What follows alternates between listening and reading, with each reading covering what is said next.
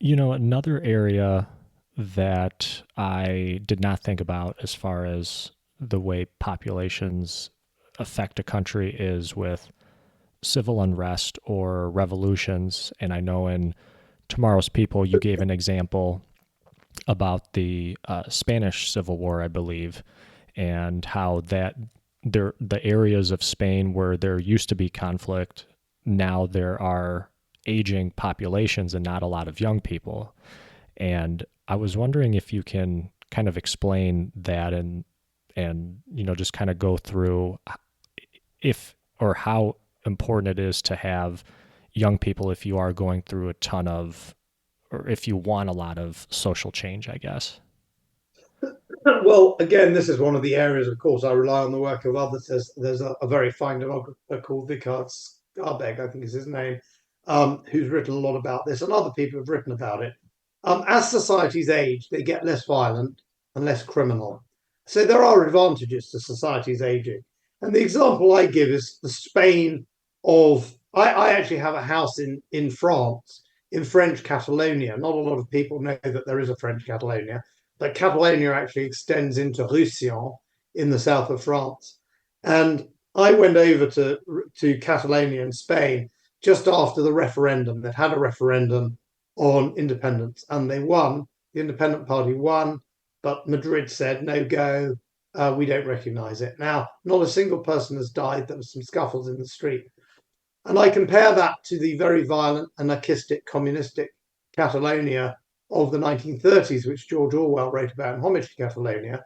It was one of the most republican areas of Spain. It was one of the most anarchistic and one of the last areas to fall to Franco, or was the last area to fall to Franco.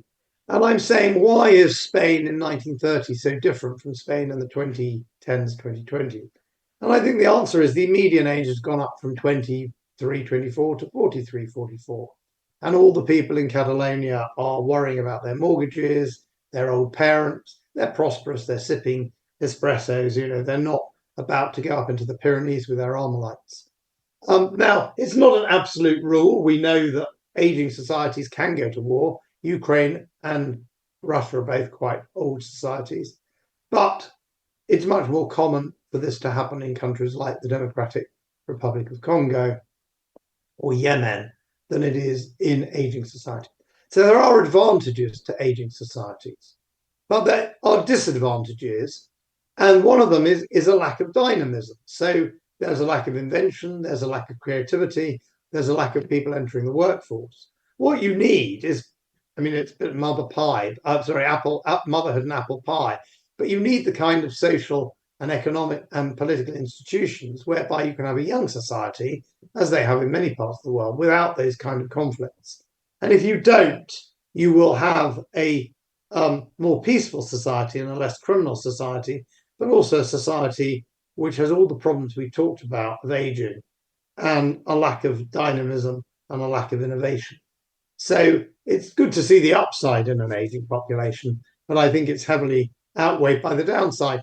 The point I made actually on a BBC radio show a couple of years ago was we talk about societies that get old before they get rich, but it's also possible to have societies that fail to get free and that they stay autocratic or undemocratic. And they get old before they get free, if you like. And a good example would be, say, China.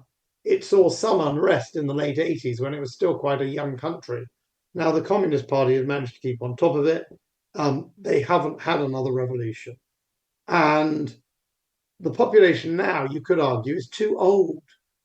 Or, of course, there are lots of young people, but when the ballast of the population, when the core of the population wants stability, is nervous about revolution, is nervous about people going out onto the streets, you could end up with a stagnant and unchanging political system, which, if like me, you think democracy is a generally good thing, that doesn't mean I think we should be running around the world imposing it on everyone. But if you think people having a voice in their societies is quite important, and if you think that something like the Communist Party, which has achievements to its name, is not a way to run a society long term, then you might feel that a country like China is trapped. because there won't be the momentum, there won't be the young people to change the political system. And that political system maybe ceases to be suitable for where China is today. Yeah, speaking of communism, and to kind of go along, piggyback off of that last question, do you think age had an effect going back to Russia and their communist revolution? Do you think age had an effect on that event in history as well? It was hugely important, as I write about in my book, The Human Tide. So Russia was like the rest of the world before the post-Malthusian revolution, if you like, getting out of the Malthusian trap. Very large families, high death rate. The population didn't grow that fast. At the end of the 19th century, Russia started to get modernity. It got railways, it got factories. The Tsarist regime was reluctant in a way, but after the Crimean War in the 1860s, it discovered that it couldn't stay backward forever, or it would be unable to meet the challenge from the outside. But that involves factories, as I say, railways, industry, and the whole Russian society changed. And one of the critical things that changed is although conditions were incredibly primitive, the death rate went down. People still having large families. The population boomed, and it was a very, very young population. And a lot of them were concentrated in the towns. It was still a predominantly rural society, but the towns were growing very rapidly.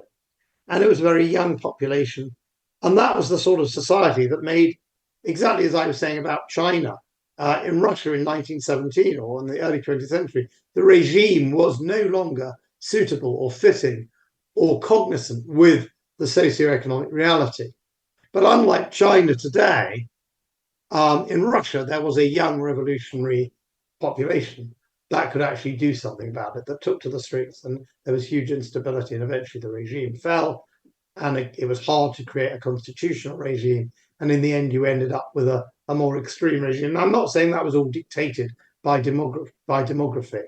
I'm not saying that necessarily it was impossible for the Tsarist regime to reform. It was very difficult.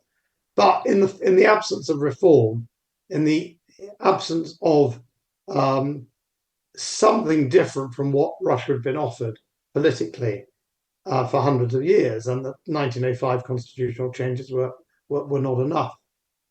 It seems inevitable that that young and militant and unstable population was going to bring the regime down. Yes, I think you can look historically and say demography was an important part of that. It was a volatile situation because of the social, economic, and the demographic change.